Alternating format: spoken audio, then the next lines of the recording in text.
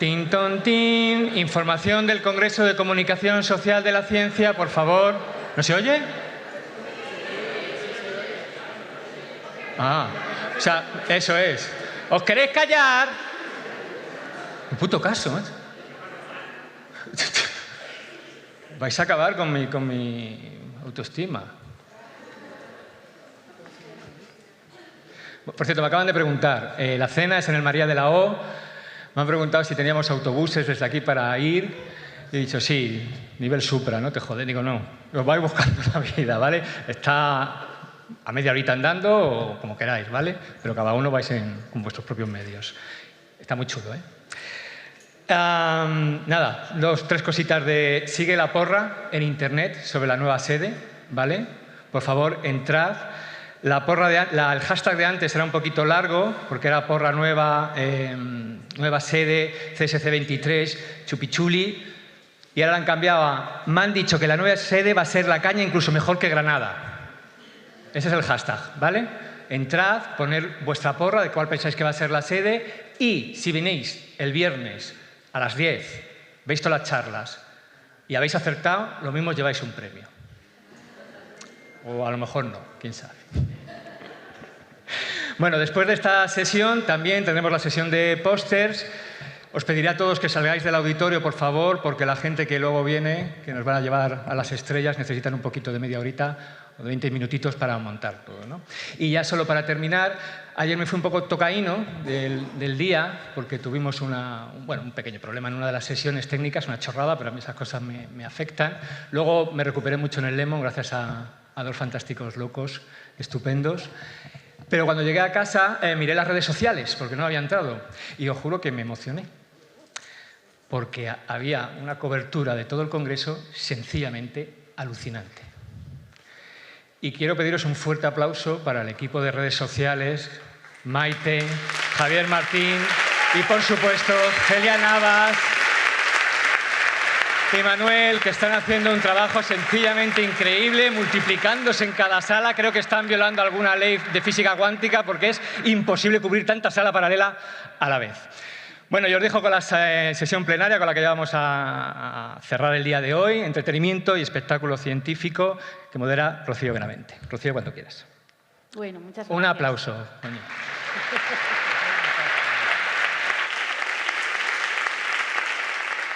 No, por favor, no. Bueno, muchas gracias por estar aquí. Vamos con un pelín de retraso, así que puede que también terminemos con un pelín de retraso. Os confieso que estoy un poco asustada porque nos han soltado aquí con el tema entretenimiento y espectáculo científico, casi nada, y he descubierto en la preparación de esta mesa que las tres personas que me acompañan son de hablar bastante. No quiero señalar, pero uno de ellos en la preparación de esta mesa me ha mandado un audio de 23 minutos de WhatsApp. Es un podcast. Yo no quería señalar, pero efectivamente eso es prácticamente un podcast. Bueno, el caso es que para que esto nos dé de sí, yo voy a presentarles muy, muy brevemente y luego voy a ir lanzando algunas ideas generales y voy a dejar que os peleéis. Espero sangre, espero que sea interesante. Bueno, en esta mesa conmigo está Ruth Jiménez Liso. Ruth es doctora en didáctica, es profesora de didáctica de las ciencias experimentales de la Universidad de Almería y presidenta de la Asociación Española de Didáctica de la Ciencia.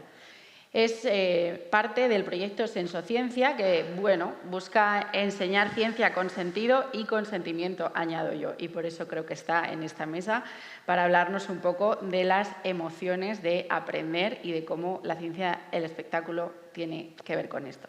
Está también, por seguir el orden un poco extraño, así al revés, está Aitor Gutiérrez. Él es licenciado en Bellas Artes y ha sido director de varias temporadas de Órbita Laica, del Condensador de Flujo, que es un programa de divulgación histórica, y también de Una matemática viene a verte, que es un programa muy valiente de divulgación matemática. Además, quiero poner en valor que estos programas se hacen en la televisión pública, lo cual creo que también tiene su punto de interés cuando hablamos de divulgación, ¿no? Y bueno, el tercer miembro de esta mesa redonda es Daniel Guirado. Él está aquí, creo que ha dado una charla ayer o hoy mismo, o sea que a lo A lo mejor alguno ya lo habéis escuchado. Él es doctor en astrofísica, es investigador del Instituto de Astrofísica de Andalucía, pero está en esta mesa porque además es divulgador. Él se define como científico y trovador, miembro de la troupe, que no sé cómo he podido llamarlo mejor, me ha parecido que troupe era muy adecuado, Ciencia en el Bar. Así que vamos a entrar en faena. Espero que podamos dejar un hueco al final para preguntas, porque creo que el tema se presta a ello. Pero bueno, yo quería empezar preguntándoos cuál es el objetivo de esta divulgación científica espectacular o entretenida. ¿Qué es lo que quiere conseguirse con este tipo de divulgación? ¿Es un objetivo en sí misma o es necesaria esa idea de plantar una semilla que luego lleve al público a otras cosas? Y, por lo tanto, ¿qué se considera un éxito y qué sería un fracaso cuando os ponéis en vuestro papel de divulgadores en este área? Pinto, pinto, gorgorito. Los divulgadores. Yo no soy divulgador. Y eso me sirve de respuesta, ¿no? Creo que el objetivo final de la divulgación no es llegar a la ciencia, no es que la gente comprenda ciencia, sino simplemente divertirse. Los festivales de música funcionan y funcionan porque la gente a la que no le gusta la música va a escuchar música como modo de vacaciones adultas. Creo que la divulgación científica, como la investigación científica, lo que sucede es que hay un disfrute enorme en el ejercicio del descubrimiento, en el momento eureka. Lo hay para los investigadores, lo hay para las personas que, siendo totalmente ajenas a la ciencia, tienen una experiencia de ciencia o de comprensión acerca de algo. Entonces, me parece que lo más importante a la hora de plantearse la divulgación científica es plantearse que el objetivo no es la ciencia. El objetivo no es descubrir los antibióticos. El objetivo no es explicar el movimiento uniformemente acelerado. El objetivo es divertirse. Y si de regalo te llevas un aprendizaje o te llevas un momento eureka, será un éxito en forma de corolario. Pero primero tienes que disfrutar. Por eso funciona un festival de música y no funciona un festival de ciencia. Es exclusivamente la diversión, ahora sí, con la excusa de la ciencia. O yo qué sé. Bueno, yo para opinar lo contrario. Bien. Ojalá parte de mi trabajo fuera divertirme. O sea, lo que sucede es que en el entorno en el que me muevo yo, la diversión solo está en la cámara. O sea, todo lo que hay detrás es un sufrimiento y un quebradero de cabeza infernal. Porque hay muy poco tiempo para preparar las cosas, sacar mucho contenido en programas de 1 hora, un error pena muchísimo y el éxito como tal no existe. El éxito es hacerlo bien. Claro, el fracaso es lo que realmente pena. Pero el éxito es lo que todo el mundo que estáis aquí, que veis un programa de los que hacemos nosotros, lo veis y decís, pues sí, está bien. Eso es el éxito. No hay ningún mérito. O sea, en tele nos dedicamos a contar historias que están ya hechas, o descubrimientos, o grupos de investigación que hacen cosas, y el valor es contarlo bien. En un tiempo en el que la academia dice que no se puede contar, y con un público no iniciado que cuando lo ve dice que es una chapa. Ese es mi trabajo. A la vez creo que hacerlo en sí mismo es una semilla. O sea, yo cuando logramos terminar los programas siempre pienso... o sea, voy a parafrasear a José Antonio Pérez Ledo, que es quien inició todo esto. Decía, cuando hicimos Escépticos, que es una serie que yo era el realizador cuando yo no dirigía, él y yo, que nos conocemos desde la uni, nos íbamos a tomar cervezas y decíamos, ojalá la gente cuando termine el programa se meta a la internet y investigue. Es eso. Es plantar una semilla para que la gente investigue en su casa y entienda que hay cositas que contamos en 5, 6, 7 minutos para que luego descubran que todo es mucho más grande y que nosotros no somos ni la academia ni nadie. Somos unas personas que transmitimos una información de una forma más o menos entretenida para picar la curiosidad. Yo estaba todo el rato pensando en el término divulgación, pero también estaba pensando, y lo comentábamos el otro día, con el juego de espectáculo científico o ciencia divertida. A mí me parecen epítetos. Epítetos porque es como decir la hierba verde o la nieve blanca. Una ciencia que no es divertida, que no es espectacular y que no emociona, no es ciencia.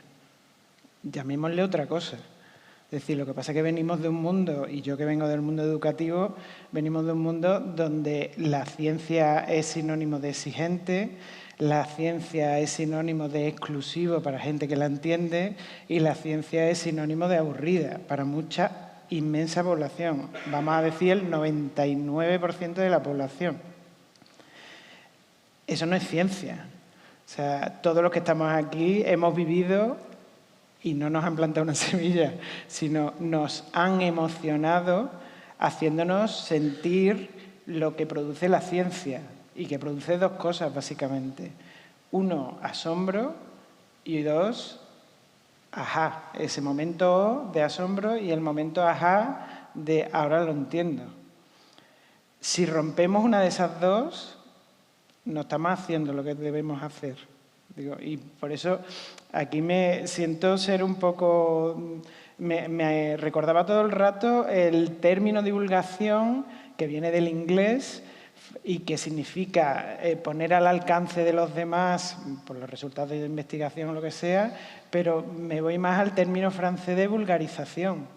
Y me acuerdo del premio Nobel, que teníamos un premio Nobel que era de literatura, pero que era física, era ingeniero, que era Echegaray, y que escribió un libro de vulgarización científica. ¿En qué consiste? Es acercar al vulgo, es vulgarizar la ciencia, es allanarla, es simplificarla, es hacerla entendible. Entonces, difiero lo que dice Dani, porque quieras o no quieras, hacer eso es realmente lo que emociona. Lo otro es un teatro. Yo quiero contestar. Adelante, por favor. Pero llevándole la razón en contra de mí mismo. Al final te convenzo, Dani. No me has convencido para nada y, sin embargo, estando tan en contra de ti, llevas toda la razón. Estoy muy confusa ahora mismo. Así es la ciencia. Así llevamos una semana. Mi madre es una persona que tiene el graduado escolar y un día me hizo una pregunta que yo no tenía ganas de contestar porque tenía una resaca enorme. Y me dijo, si no me lo sabes contar, será que no lo sabes tan bien. Y eso me dolió muchísimo. Pero tenía razón tu madre. Tiene toda la razón, una cosa súper simple, que yo le podía haber contestado con, bueno, si hubiera tenido un poco de entrega, ¿no? Y eso me ha servido en la vida para la divulgación. Y hoy en día tengo como filtro ese filtro. Mi madre es una persona que tiene el graduado escolar y tiene derecho, como todo el mundo, a entender la ciencia desde su pequeño mundo en el que ella puede entender, en lo que yo le puedo explicar y en lo que ella puede entender. Porque paga los impuestos, primero desde un punto de vista totalmente utilitarista, pero segundo también desde la dignidad humana, porque todos somos parte de una sociedad en la que eso sucede, ¿no? Entonces, me parece que ese es el motor principal de la ciencia, en el sentido de la investigación, pero también de la divulgación, y muy especialmente porque tienes que llevarla a todo el mundo porque es de todos. Eso a mí me ha servido y luego además a lo largo del camino me doy cuenta de que a Richard Feynman le pasó una cosa parecida. Y cuando fue a escribir el maravilloso libro de física, que son las lecciones de Feynman, en el que está toda la física contenida, una persona que había ganado un premio Nobel, que habla de mecánica cuántica, le llega un día la persona que trabajaba en casa limpiando, cuando él ya viudo y absolutamente inútil, porque lo primero que tiene que tener una persona es una casa que sea capaz de limpiar, si no es que esa no es tu casa. Le dice, oye, me han dicho que tú eres muy listo, que tú te dedicas a cosas muy complicadas. Dice, no, mecánica cuántica, no sé qué, unas cosas muy difíciles. Y esta mujer le dijo, si no me lo sabes explicar, será que no lo sabes tan bien. El mejor libro de física de la historia son las lecciones de Feynman, al que todos los estudiantes de física hemos recurrido en el momento en el que no éramos capaces de entender una cosa demasiado complicada porque tiene muchísima más letra que música. Y está muy bien explicado y lleva al huerto. Y ese libro, la editora, fue aquella mujer que limpiaba en su casa. Cuando yo me enteré que la frase que me dijo mi madre es exactamente la que le dijo a aquella mujer limpiadora de su casa, que luego terminó siendo su editora, me sentí muy orgulloso de mi madre. Luego mi madre me ha dicho un montón de otras cosas que no voy a decir que son absolutamente insultantes, pero eso ya forman parte del imaginario Para que la próxima vez no familiar. dudes en explicarle lo que te pregunte. La próxima vez Daniel. que venga mi madre en vez de yo, ¿vale? Y que Pero entonces el éxito voy a hacer de ti. Que no me, Pero que me tengo que entonces ganar el el éxito sueldo. es que yo estaba diciéndole antes a Aitor que me siento como vengo de la educación científica, me siento como la hermana pobre de la divulgación. La divulgación veo que tiene muchísimo más dinero que tenemos todos los docentes a la hora de hacer lo que hacemos, que es divulgar a un público cautivo. Porque vosotros tenéis el público disperso, no sabéis a qué público llegáis, pero nosotros lo tenemos cautivo y enfadado. Claro, o sea, a ver, que los de primero y segundo de la ESO no quieren aprender nada de ciencia. Pero aún así, ahí están todos los docentes intentando engancharlo, intentando darle la vuelta para que vean lo apasionante y lo interesante que es la ciencia. O sea, nosotros sí los tenemos cautivos, nosotros no. Entonces, ya no me acuerdo de la pregunta que iba a hacer. que si mi madre, creo yo, que la pregunta Bueno, voy a reconducir la conversación por si nos está yendo un No, poco. que ¿cuál es el éxito? ¿Dónde vemos el éxito? El disfrute. En el disfrute de la gente. En el disfrute. Ella ha disfrutado de entender. Básicamente la De pregunta- entender, pero de no en el entender. disfrute, porque muchas veces solo en el el espectáculo se enten- basa en un disfrute, En el disfrute estético. En el disfrute de entender. Hay un disfrute estético de entender. O sea, yo no estoy ni cerca del público. Yo hago un programa de televisión, lo entrego, lo sigo por Twitter y esa es mi conexión con el público.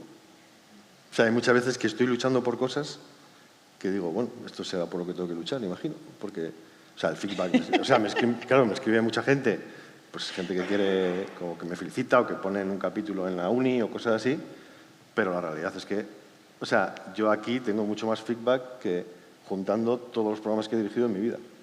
Dejadme que justamente hablando del público introduzca aquí un poco de pregunta para ordenar la conversación, porque me interesa saber, por ejemplo, cómo os relacionáis con el público, que es el objetivo final de la divulgación que cada uno de vosotros hacéis.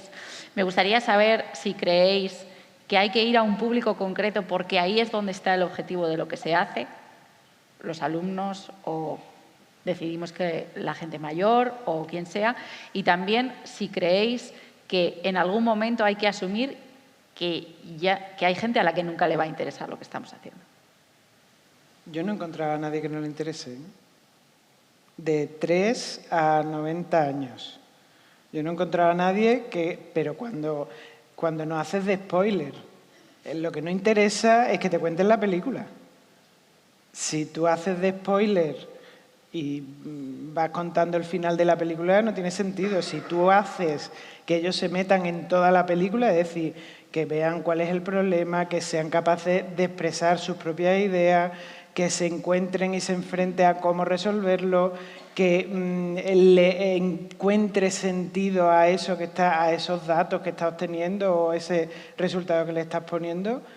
Yo, de verdad, de 3 a 90 años, el efecto es lanzarte otra pregunta. Con lo cual ya los tienes interesados, con lo cual los tienes enganchados. Pero es que eso es lo que nos ha emocionado a todos y a todas. Dale. No, o sea, te escucho a ti y es lo que me emociona a mí, por eso me dedico a hacer divulgación, pero en cambio lo que yo hago no lo siento así. ¿Por qué? Porque no tengo contacto. Claro, no tengo contacto. Es que mi vida es demencial. Porque,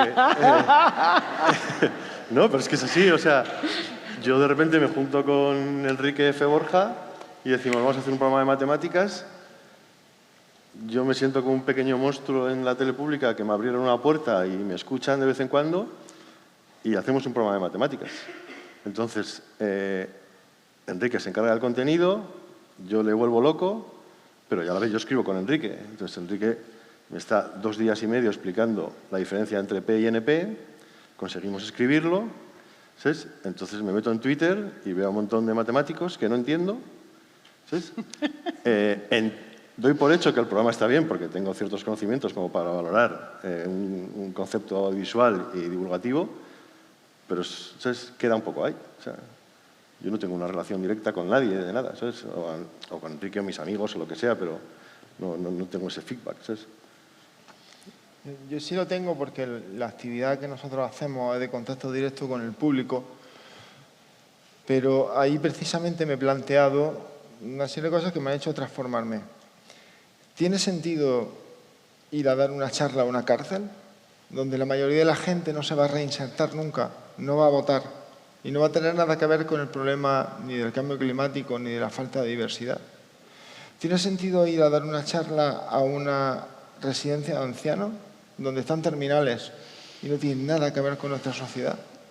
Entonces, si tenemos las horas que tenemos, que todas las tenemos, que somos jóvenes, que tenemos mucha fuerza, pero las horas que tenemos son las que son y tenemos que dedicarlas a aquello que sea más eficiente, no solamente efectista y no solamente eficaz. Y entonces tenemos que ir solamente a la gente que está formando su primera personalidad entre los 3 y los 20 años.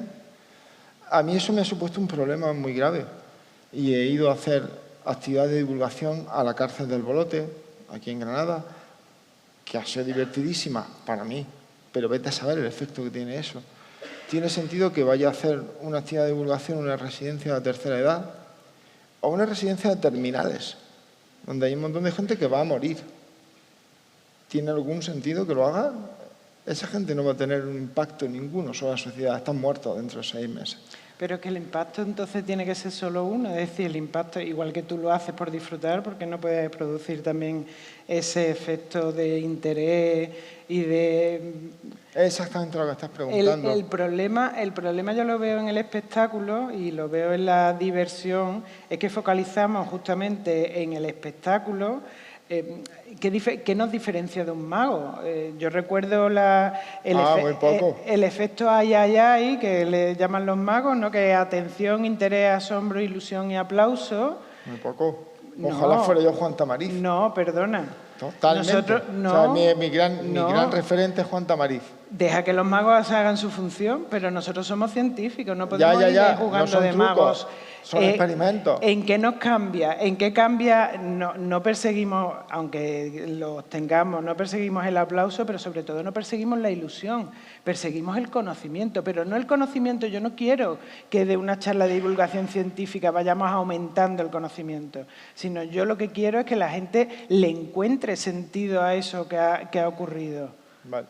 Creo que es muy diferente. Los programas de televisión, tú no solo lo estás haciendo pensando en la estética o en eso, estás pensando que tenga un sentido y que el contenido que se está lanzando tenga un sentido para el televidente. Sí.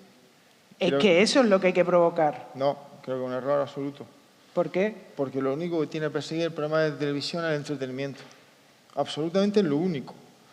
Todo lo demás... Entonces, perdona, estáis predicando solo para vosotros mismos, porque los programas de televisión... Claro. En todo el beneficio de los demás. En el entretenimiento es donde está la única posibilidad de divertimento y de beneficio para el resto. Y además del divertimento es del único sitio del que viene tanto los resultados de la investigación científica como los resultados de la divulgación científica. No solo es que sin divertimento no hay comprensión, no hay divulgación, eso es mentira, no hay investigación. Es una falacia. Te explico. O sea, porque entonces nos acercaríamos solo a lo que nos resulta divertido y lo podemos pensar con niños... es que no hay resultados y lo pensamos con niños de 3 años y entonces lo típico... No, como niños de 30, No, pero empiezo con niños de 3 años. Que si no, digo, porque con los niños de 3 años solo lo divertido, no pasaríamos de los proyectos... Es que solo es divertido. Pero no pasaríamos de los proyectos Disney, no pasaríamos de los proyectos... No, eso no. ¿Cómo que no? Hay mucha diversión en la mecánica cuántica. Hay mucha diversión en todo lo que hizo Feynman. Entonces no es que se acercan a lo divertido, es que tú lo estás haciendo interesante. No, divertido. Claro, no, risa.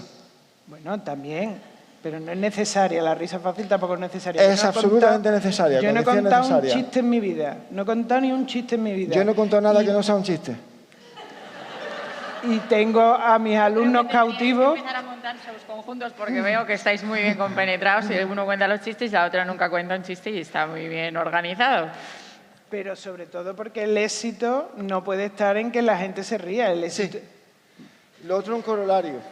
Lo digo en serio, te voy a explicar, o sea, no quiero llevarte a la contraria sistemáticamente. Me parece muy importante que nos llevemos a la contraria, pero además te explico por qué pienso esto de verdad, de corazón. Creo que cuando existe el fenómeno eureka, del que hemos hablado, o que tú has dicho también además un fenómeno wow, el o y el ajá.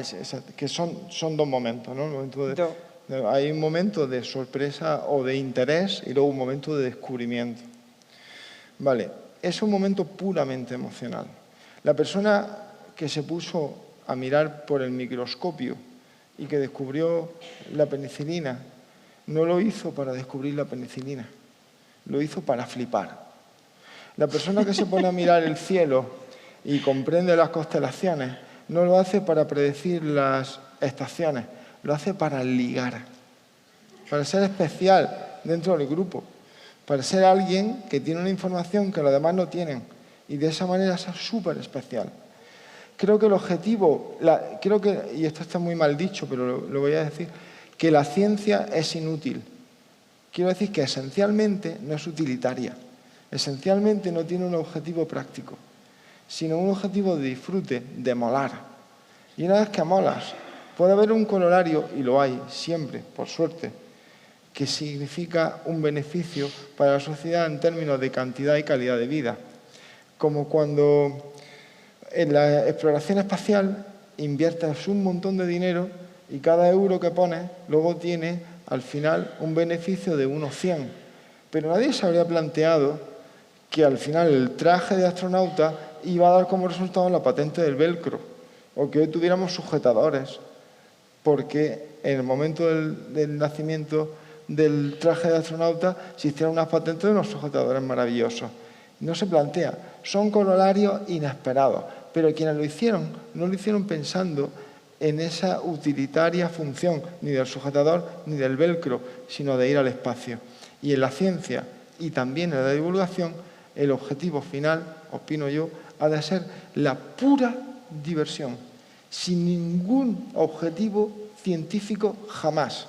Y cuando tú te planteas los objetivos del proyecto que has pedido para el que te han dado dinero y que luego tienes que justificar, resulta que si has pensado en los objetivos, como mucho, puedes llegar a los objetivos, pero si has pensado en la diversión, vas a superar los objetivos porque habrás creado nuevas formas de comunicar, de hacer y habrás creado cosas nuevas. Bueno, yo creo que un elemento diferente. Evidentemente hay una carga emocional, todos los tres lo que hacemos evidentemente tiene mucha carga emocional. Sé breve, porfa, y cambiamos de tema, que sí, si no va. supercarga emocional, pero más que diversión yo lo compro como satisfacción. Y la satisfacción que produce aprender, que creo que es la motivación más intrínseca, porque no hay nada más aburrido que no entender algo. Y no hay nada más apasionante que comprender algo y querer saber más, que es por eso por lo que surgen las nuevas preguntas. Te lo cambio por felicidad. Vamos a cambiar de tema. Yo os animo a que luego les busquéis, les invitéis a una cerveza y esto siga después. Sobre todo a mí. A quien quiera, que todo el mundo, yo también me apunto. Bueno, porque también me interesa mucho que hablemos del papel del propio divulgador, de cada uno de vosotros, de cómo os enfrentáis a esta divulgación científica un poco informal o fuera del cauce más académico o formal. ¿Cómo veis ese papel? ¿Quién debería hacerlo? Y sobre todo cuando en una producción de divulgación científica, como es un programa de televisión o como es cualquier otro tipo de espectáculo, ¿dónde está el rigor? ¿Cómo se asegura el rigor? Cuando hay tantas partes involucradas en las que es una creación intelectual colectiva y hay una línea como tan clara que es la del rigor que no se debe distorsionar. ¿Cómo se trabaja alrededor de esta idea? Por favor, Aitor. No sé. O sea, en realidad, yo cuando empecé a estudiar divulgación me reunía con científicos y me veían y decían, es ciencia, ¿sabes? Porque daban por hecho que no sabía hablar inglés y que con estas pintas pues era imposible, ¿no? Entonces, cuando empezamos, insisto en José, que José es el que empezó con un cuchillo ahí en una jungla, de repente dijimos vamos a quitar las batas, vamos a quitar un montón de cosas y vamos a empezar a que la gente entienda que un científico, un historiador o matemático o quien sea, también va a bares, escucha música y sabe quiénes son los Rolling y no viven metidos en una cápsula, ¿sabes? Entonces, o sea, yo en mi caso, yo puedo contar mi caso, no sé el de los demás. Bueno, tampoco hay tantísima gente que hace esto. A mí me encanta que me den la chapa. Me gusta muchísimo. Entonces, sobre todo me gusta muchísimo no entender.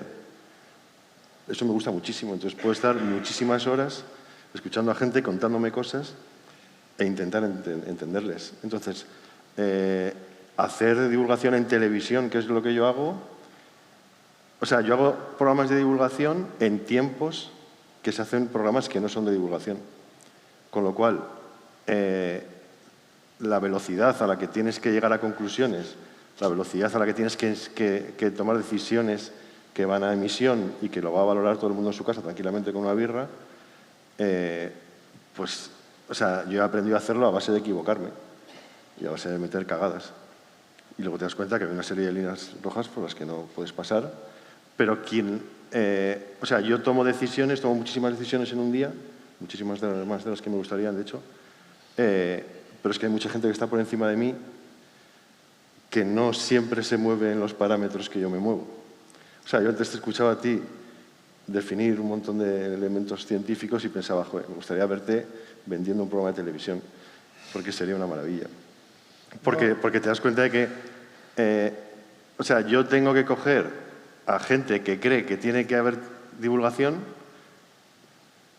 les tengo que explicar cómo se tiene que hacer un programa, les tengo que hacer entender que va a haber momentos que no van a entender, pero que no se puede contar de otra forma, y les tengo que hacer entender que me tienen que dar dinero para eso. ¿Sabes? Claro, pero es que es así, no hay otra forma. Y entonces, cuando tú estás haciendo ese speech, estás pensando, claro, si me dan dinero es que están completamente locos, porque yo no lo haría, ¿sabes?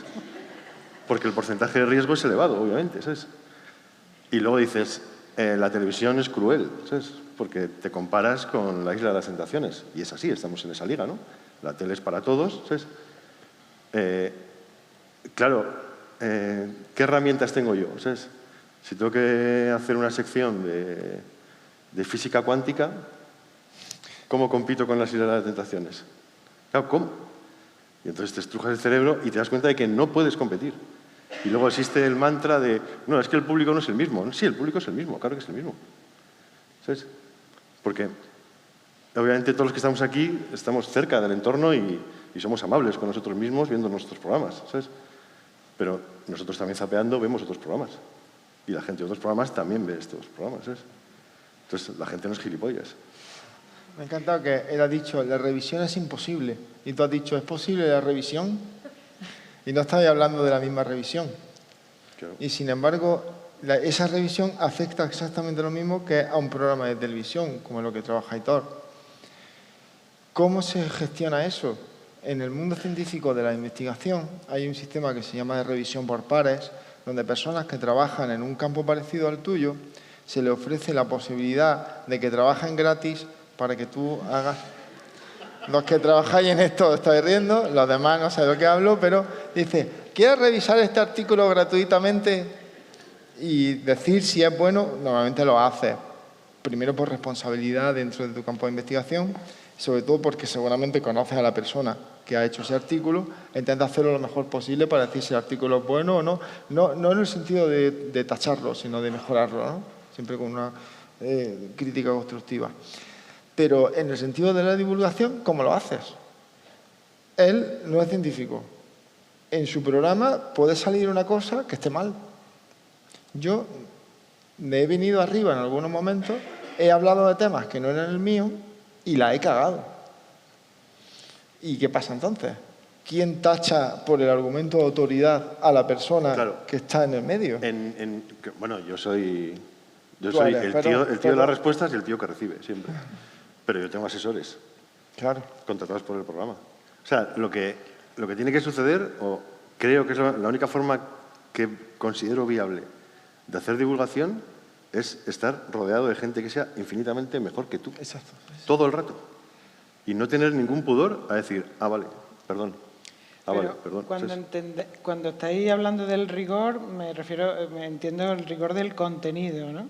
Claro. Y que si es física cuántica no podemos allanarla y llevarla a un nivel vulgar. No, que no No. te puedes equivocar. No, No. me refiero a que... Es que me pasa habitualmente, y no sé si por ser mujer, por ser joven o por ser... no tengo ni idea, pero me pasa habitualmente que cuando intento contar de una manera vulgar y hacer accesible un contenido cualquiera, siempre me viene el científico de turno y me dice, no, pero eso no es así, no estás teniendo en cuenta el punto crioscópico y el eutéctico Claro. y el no sé cuánto, Pues y te es una quedas y constante, dices, vale, es que esto está apoyado también en investigación. Es decir, yo no hablo de opiniones, yo hablo de una investigación didáctica que creo que va paralela a la investigación en comunicación científica, pero que creo que llevamos un poquito de ventaja. Digo, unos cuantos años de ventaja. Digo, y os veo en la situación de que como vamos en líneas paralelas y no nos cruzamos, hay caminos que nosotros ya hemos andado que podemos allanar. Lo que sucede es que en mi sector es muy complicado mezclarlo. ¿Por qué? Porque yo me muevo en unos parámetros que en la tele tiene que haber focos, luces, música, Sí, etc. eso no tiene ningún Y inconveniente. luego... Joder, ¿tú te imaginas una clase donde tengas eso? Sí, bueno, sí, Sería un mi vida es flipe. así continuamente. Sería un flipe. Claro. Claro, ¿te imaginas que los docentes tuvieran eso y encima son capaces de que el mensaje llega porque conocen a los emisores? Y no hay peores emisores que los que no quieren ser enseñados. Con lo cual, tu público, y tú puedes estar pensando... Lo que pasa es que muchas veces cuando se hacen cosas de divulgación científica, me perdonáis, pero se hacen para nosotros mismos. Se hace para el mismo público de siempre, que es el público enganchado, que viene y que asiste. De hecho, aprovecho este comentario, Ruth, para lanzar la siguiente pregunta o el siguiente tema que me interesaba, que es cómo es la relación con esos otros públicos. Porque hablamos del público como la señora que ve tu charla o la persona que ve tu programa, pero cómo te relacionas, y al final eso es tan importante, con tus iguales, o en tu caso, con quien te tiene que financiar el programa. Estamos pensando en cómo se lo contamos a quien lo ve, pero es que ahí hay toda otra parte de relaciones interprofesionales, que es lo que dice Ruth, es que vas a tener a tus compañeros o a colegas científicos de otras áreas que te van a venir, y entonces, ¿cómo encuentras el equilibrio de no hacer divulgación para tu propia gente y conseguir romper esa barrera sin que esa gente te esté comiendo la oreja luego? Es que a la propia gente la tenemos ya consumiendo nuestros papers. Yo no hago papers. Ya, pero digo que ya tenemos un canal de divulgación con ellos. Sí, pero la tentación de terminar haciendo contenidos que en realidad son los que le gustan a esa gente es muy grande. Claro, porque son los que te entienden. Entonces, yo es que todo el rato, no sé si sabéis la anécdota esta entre Einstein y Chaplin, que se encontraron en una cena de gala, como la de esta noche. Entonces, Chaplin, no me acuerdo quién empezó, Charlot se dirigió a Einstein y él le dijo, dice, joder, ¿cuánto le admiro, Einstein a Charlot, cuánto le admiro? Porque sin decir una sola palabra lo entiende todo el mundo. Y él le contestó, dice, pues mi admiración es mucho mayor, que a usted sin entenderle absolutamente nadie, lo admiran más. Pues yo prefiero ser más próxima a Charlot, que me entiendan, que al espectáculo de soy alguien que soy muy admirado porque sé un montón, pero nadie me entiende. O sea, lo que sucede en el mundo de la televisión es que es muy complicado hacer exactamente eso. Claro, lo que tú quieres. el término medio. Claro. O sea, es muy difícil, yo lo sé. Tu método ha de ser contrastado por mucha gente. ¿Sabes? Entonces, mis decisiones, yo tengo suerte que en el entorno de divulgación, sobre todo científica, casi nadie se mete, porque casi nadie entiende. Y eso me salva la vida. Pero es una pérdida, o sea, estamos perdiendo esfuerzo y sobre todo estamos perdiendo capital, yo qué sé, financiación, y lo digo para muchos de los que hacéis divulgación científica, porque es una gran inversión para que después el contenido no llegue nada más que a un determinado público. Un claro, segundo. es que... En el sentido de si consiguiéramos y que a ver, por ejemplo, está súper demostrado que el 80% de la población no entiende átomos y no entiende moléculas. Digo no entiende, pero es más complejo. Y nosotros estamos empeñados, ¿por qué? Porque es que para nosotros es tan útil pensar en átomos y moléculas. ¿Os imagináis que ahora os quitaran esa posibilidad? Es decir, no tenemos átomos y moléculas y tenemos que explicar el cambio físico y el cambio químico y diferenciarlo sin utilizar átomos y moléculas. Joder, nos agarramos. Y ese es nuestro problema, porque para nosotros es tan explicativo que no entendemos que para otros no sea nada explicativo. Y con nuestra filosofía con esto que es súper explicativo y que yo lo entiendo, se lo hago ver a los otros que lo entiendan. No, perdona, que no puedes utilizarlo, que tienes que ir sofisticando los modelos que tienen ellos, no los que tienes tú. Tú ya lo has sofisticado. El receptor, público LEGO o alumnos, tienen que hacer el recorrido y no le contemos la película, no hagamos de spoiler, tienen que hacer ese recorrido. ¿Y cuál es el rigor? ¿Cuál vería yo el rigor? En el sentido de que el mensaje está llegando, si el mensaje no llega, y no al que entiende átomos y moléculas, sino al que está llegando. Utilizamos analogías, y las analogías pueden ser estéticas y utilizamos simulaciones, pero tenemos que pensar si eso realmente está siendo útil. Claro, pero, o sea, para producir el momento ajá. Si solo nos queremos quedar en el O, nos quedamos en el O. Yo uno de mis traumas es cómo llego al 95% de la gente que no ve la tele. Eso, sobre todo eso. Mi criba es esa. Hay un montón de personas que son público potencial en el sentido de televisión para él, porque es lo que trabaja, y en el sentido de divulgación para mí, porque a mí me interesa un cojón la gente a la que ya le gusta la música. A la gente a la que ya le gusta la música van a ir a los conciertos. La gente que ya va a votar a ese partido va a ir al meeting. Esos mítines no valen para nada. Solo van los que van a votarte. La gente a la que ya le gusta la ciencia va a ir a las conferencias que organiza la universidad. Para eso monta conferencias en la cola del paro o en la cola de la carnicería. Tengo un amigo verdaderamente idiota, uno de los tíos más tontos que conozco. Muy amigo, y muy bueno. Y creo que es un genio absoluto. Que siempre desde su sensibilidad con lo que estás diciendo es capaz de encontrar la otra forma, el modelo alternativo al modelo del átomo. Y desde su sensibilidad me fío tanto de él que lo escucho con la oreja muy abierta cada vez que me dice que lo que estoy diciendo es una gilipollez. Dani, que está investigado. Que hay 50 años de investigación sobre lo que pensamos en ciencia, en cualquier contenido de ciencia. Que está investigado, que la publicidad la utiliza.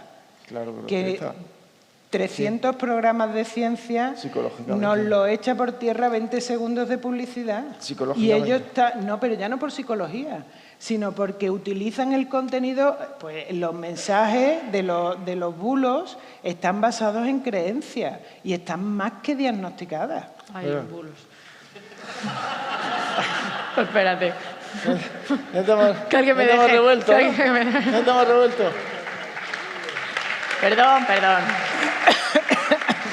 Quiero decir, Ruth, una cosa que hablamos anteriormente, que los demás no tenéis por qué saber, que es cómo meterte, una cosa que ella dijo me pareció muy interesante, que es cómo meterte en la cabeza de la otra persona para pensar como esa persona. A la hora de la educación, cada persona va a entender las derivadas de una forma, o cada persona va a entender el algoritmo o cierta cosa de la matemática o cierta cosa de la física, de la biología, de una manera, y te tienes que meter en la cabeza de esa persona. Pues nosotros, que tenemos esa malformación, que es información y que es formación, por ejemplo, el modelo del átomo, vamos a entender cómo funciona la luz o el reflejo de la luz sobre una superficie o un montón de cosas basándolo en eso, pero ¿y las personas que no? Con este amigo me pasó una cosa muy terrible y maravillosa, que es que un día llegamos a hablar sobre la homeopatía a un medio y yo llevaba más o menos preparado una cosa no demasiado graciosa, pero que yo pensaba que más o menos podía funcionar, pero no estaba del todo convencido y él tampoco. Y en la puerta del bar en el que estábamos esperando antes de entrar a hacer esta comunicación, se estaba fumando un cigarro mirando el infinito Moclinic y dijo de repente, ya lo tengo, suicídate. Suicídate en directo. Vamos a ir a comprar medicamentos homeopáticos ansiolíticos y te tomas 100 pastillas en directo con la boca llena y haces toda la intervención de mierda que tienes preparada, que no tiene ninguna gracia, con la boca llena y te estás suicidando. Eso es lo que llegó. La gente que entendió que no me había muerto salió de ese atranque de la homeopatía vale para algo o no vale para nada. Incluso algunos que estaban a media dijo, ¿no te ha dado un subidón de azúcar? A mí no se me habría ocurrido jamás, porque lo mira desde otra perspectiva, de la perspectiva de que no conoce el modelo del átomo.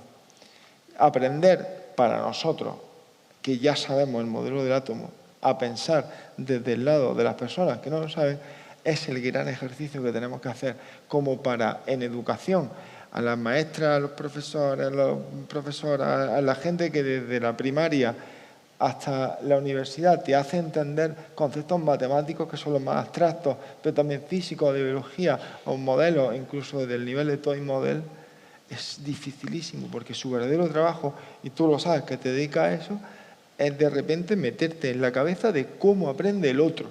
Es que es eso. Y es que pero bienvenidos al mensaje comunicativo, ¿eh? ¿Sí o no? Es decir, que yo no me estoy inventando la teoría de la comunicación, es un mensaje, un receptor y un medio. Pues fíjate, tú lo haces desde la academia, él lo hace desde los medios y yo lo hago desde la calle.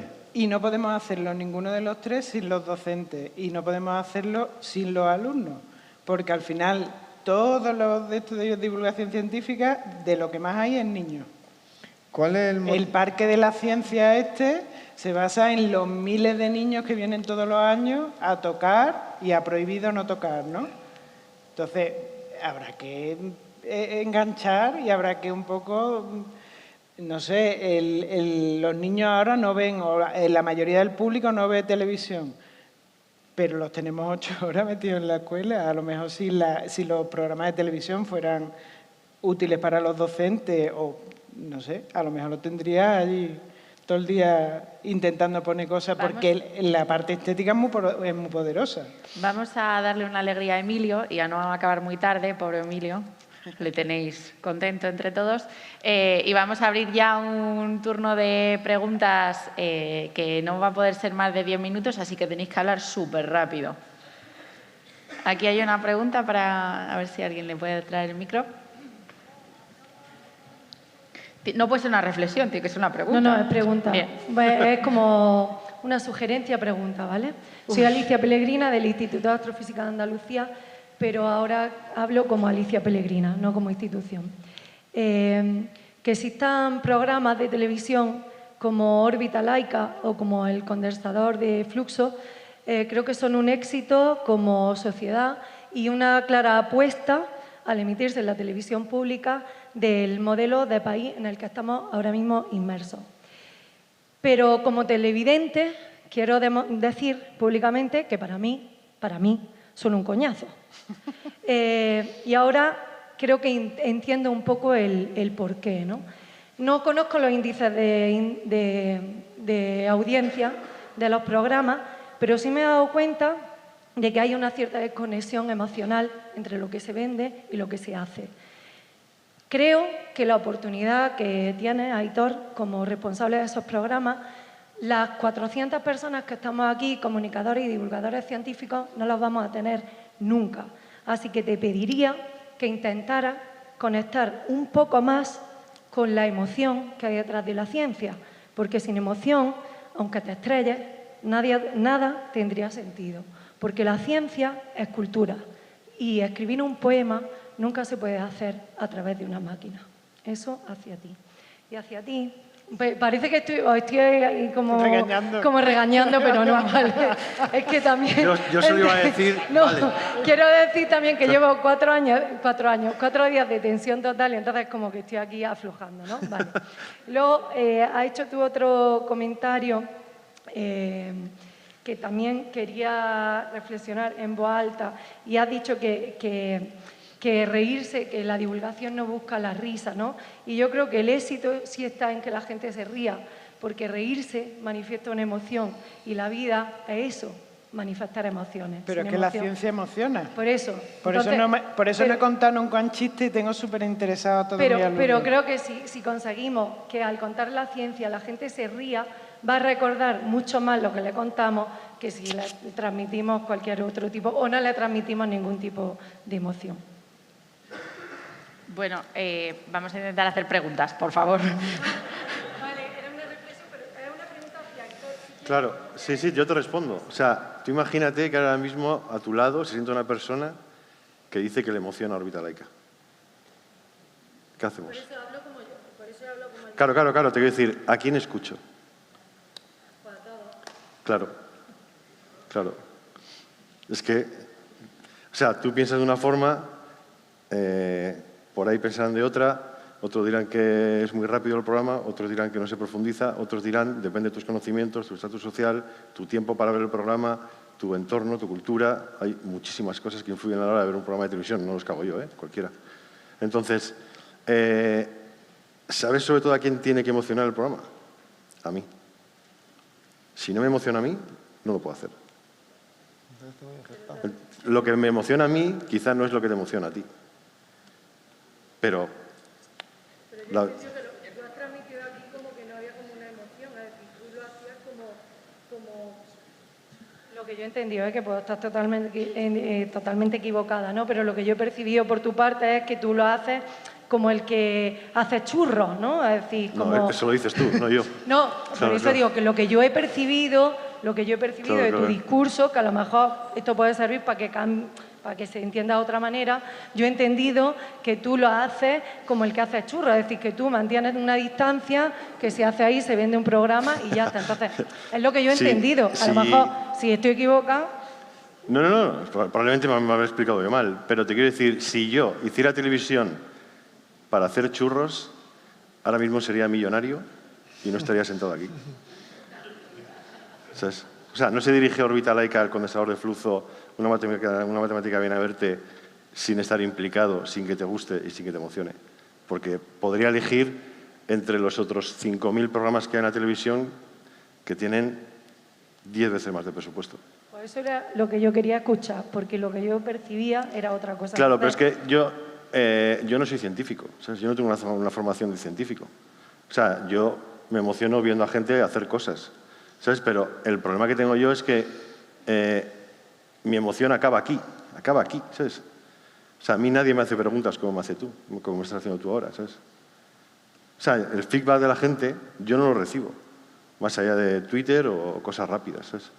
Entonces sí que recibo pues, profesores de universidad que me escriben, oye, que he puesto esta sección en la uni o en un instituto, en bachillerato o tal, ¿no? O sea, en el condensador de flujo hacemos unos vídeos de 1 minuto con música techno y hablamos sobre los acontecimientos que pasan en un año, el 3000 a.C., y contamos lo que había en el 3000 a.C. con música techno. Y me escribe un colegio de León y me dice, ¿sabes lo que pasa? Que en un aula de alumnos conflictivos les flipa la música techno, han relacionado el techno con los acontecimientos históricos y se saben lo que pasó en el 3000 a.C. Y yo pienso, ¿tú te crees? Yo odio la música techno. Claro. Pero creo que llega de alguna forma. Jamás me imaginé que podría llegar a eso. Pero, o sea, estoy trabajando en cosas con materiales que a mí no me gustan, pensando que igual en un momento dado puede atraer algo. Claro, ese feedback de ese colegio de León es increíble. Pero es que espero que no sea el único, pero puede ser el único, ¿sabes? Y eso valida todo. Ese aula. Pues para mí sí, obviamente, claro. Pues me alegra haberte hecho esta pregunta porque me ha gustado ver tu respuesta. Claro. Así que gracias. Claro. ¿Por allá? ¿No? ¿Sí? Yo voy a decir lo primero de todo que a mí sí me emociona mucho Órbita Laica y el condensador de flujo, ¿vale? Me río mucho. Pero pregunta, porque insistís mucho en has insistido mucho en el tema de que en la televisión cuesta mucho vender determinadas cosas y demás. Y al ser una televisión pública no debería ser más fácil, porque lo estás vendiendo como si fuera una privada y depende de las audiencias y en teoría es un servicio público. Pero es que en la tele pública ya estamos. Sí, pero quiero decir, no podéis decir, oye, es que esto es un servicio público porque estamos ayudando a distribuir ciencia, o solo miran las audiencias. Es mi duda. No. O sea, la tele pública es la primera que tiene una conciencia social donde dice, vamos a hacer un programa de ciencia. Y entre muchos dosieres se eligen algunos y se hace un programa de ciencia. Pero es que en la tele pública ya está. O sea, ya hay un montón de programas de divulgación. Entonces, el desafío está en que salgas de la tele pública y también las otras cadenas y plataformas entiendan que se puede hacer divulgación y que no se compre todo al mundo anglosajón o al mundo americano. ¿Sabes? Que desde España entiendan que se puede hacer las grandes preguntas del universo, etc., etc., etc., respondida por la ciencia española. No pasa nada. ¿Sabes? O sea, pero la tele pública es la primera que tiene conciencia social. Y la dos, se podrán decir muchísimas cosas. Pero, vamos, o sea, yo vivo de hacer divulgación en la 2, con programas diferentes y ojalá todos los ecosistemas fueran como lo que yo me encuentro en Televisión Española. Porque yo me he sentado con ejecutivos de otras cadenas y te miran como diciendo, ¿qué? ¿Este tío quién es? ¿Sabes? Que me está hablando aquí de... No, es que vamos a meter archivo, vamos a explicar las cosas, asesores, te miran como si fueras un enajenado de la vida, ¿sabes?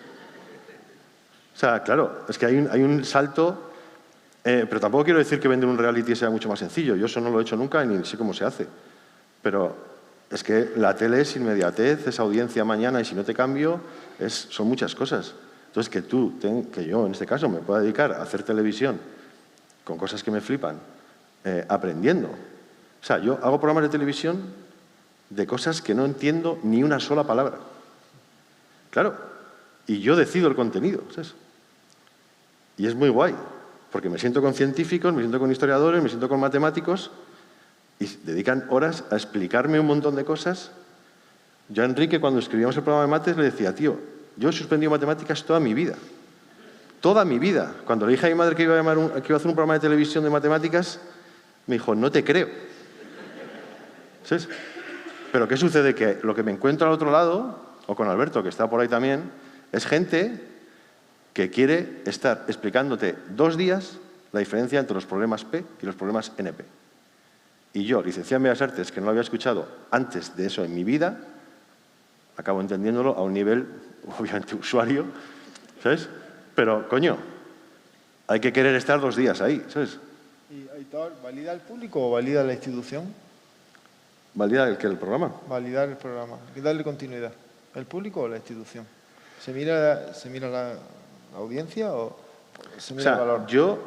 A mí personalmente la audiencia me da igual y no me da igual. Claro. O sea, obviamente, si no tienes audiencia, nadie va a querer hacer un programa de televisión y obviamente hay un techo obvio que no pasa, ¿sabes? Que hay un mínimo. Claro, o sea, el tema es que el mínimo no sea muy poco y el máximo que vayas donde quiera, pero claro, o sea, es que es muy complicado, ¿sabes? ¿Hay alguna pregunta más? A ver, sí, yo creo que sí que se oye. El entretenimiento y el espectáculo científico, no sé si pensáis que pueda ser siempre en un bar o se puede hacer en la residencia, o puedes ir al bar de una residencia de ancianos y a lo mejor alegrarles la vida aunque le queden 2 días. Que también una reflexión, no te confundas, Dani, que igual sales de la residencia, patinas y no llegas a casa. Yo no sé.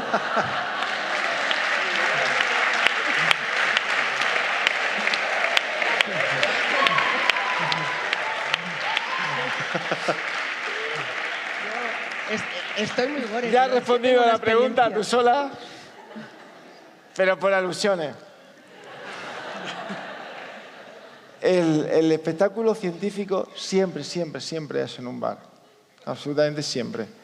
La única manera de que no sea en un bar es que te recuerde a un bar. Y no lo digo, no debo hacer la gracieta. El bar es muy importante. El bar es un segundo hogar. Además de que nuestra cultura está muy integrado y de que sirve como la gran medida contra el cambio climático son los bares, donde cocinan para muchos, hay calefacción para muchos, la electricidad y el agua es para muchos. Es como un autobús de comer y beber. Aparte de que la gran culpable del cambio climático es Laura Pausini, pero eso lo hablamos en otro momento. El bar es una representación de una sensibilidad que nosotros tenemos no solamente como nación, sino como generación. Creo que no solamente en nuestro país o en nuestro entorno cultural, sino que es nuestra generación. Y ahí está codificado un montón de cosas que tienen que ver con esa sensibilidad generacional que nos lleva a una actitud ante la ciencia, ante la naturaleza, ante cosas como la contaminación.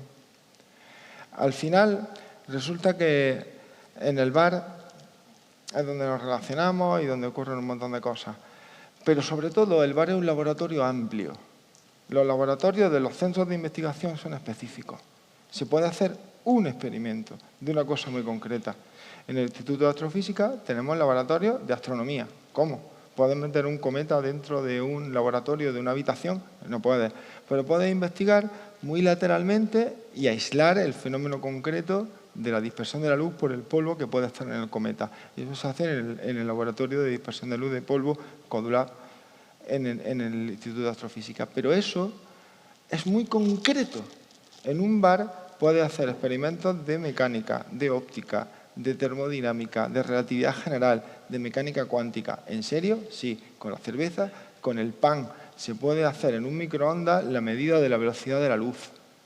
Un experimento de relatividad que costó, que fue el experimento más importante hasta que llegaron LIGO, o hasta que llegó el momento de los aceleradores de partículas, y se hace en un microondas con un trozo de pan o con un trozo de queso.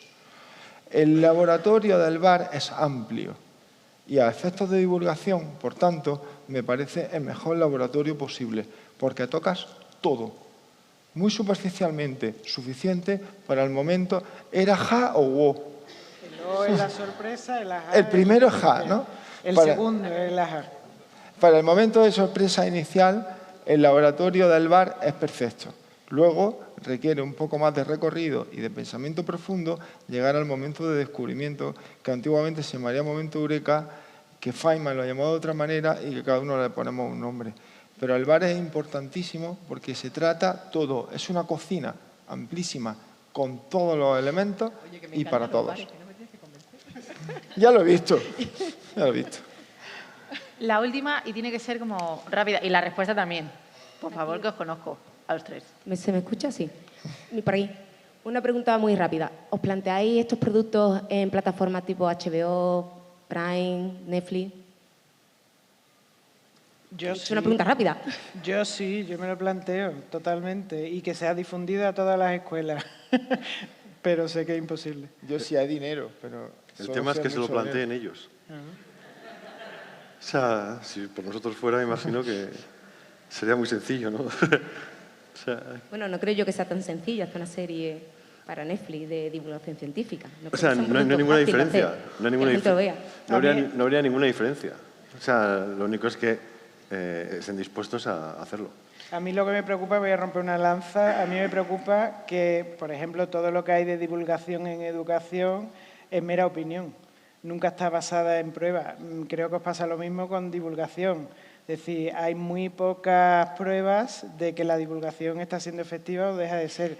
Pues en educación, que sí hay pruebas, sin embargo, todo lo que trasciende a nivel de medios de comunicación, a nivel de leyes, a nivel de todo, son meras opiniones y nada fundamentadas. Y de educación puede opinar todo el mundo. Ya te encuentras en Netflix muchos programas de divulgación científica que conocerás. Para mí el show de Bill Nye es una barbaridad. Bill Nye, para quien os guste la divulgación científica, hay una persona que era compañero, trabajador, colaborador de Carl Sagan, que era el presidente de la Sociedad Planetaria Universal, y que es una persona graciosísima, que tiene un programa de media hora en el que se hace divulgación científica muy bestia y muy buena y muy bien hecha, con participación ciudadana, además. Y eso está en Netflix. Es decir, se puede. ¿Por qué no pagamos en España por la divulgación científica? Porque nunca se ha pagado y se considera una cosa gratuita, opino yo. La gente paga por la cocaína, pero no paga por eso. Entonces yo supongo que se trata de cambiar un poco el chip y decir, mira, es un bien cultural como un concierto de música y no tiene por qué gustarte la ciencia como no te gusta la música cuando vas a un festival. ¿Y por qué vas a un festival sin gustarte la música? Porque te diviertes. ¿Por qué no vas a un festival de ciencia sin gustarte la ciencia?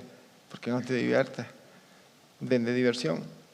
Conseguirás pasta, funcionará todo. Y estaremos en Netflix y en HBO, como acabas de preguntar. Ojalá y que todos los que estamos en esta mesa nunca más tengamos que trabajar. Amén.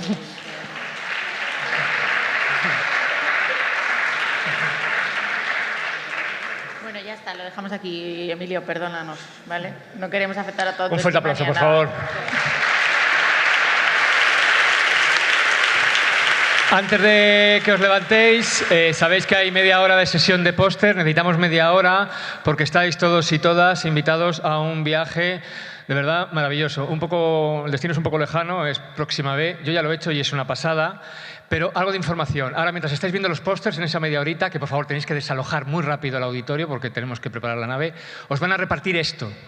Estas son unas indicaciones que tenéis que leer y esto lo tenéis que rellenar. Se rellena en nada, en 0,3. Y os lo quedáis, porque luego os lo van a recoger a la entrada. ¿De acuerdo? Venga, nos vemos en media hora para un viaje a las estrellas.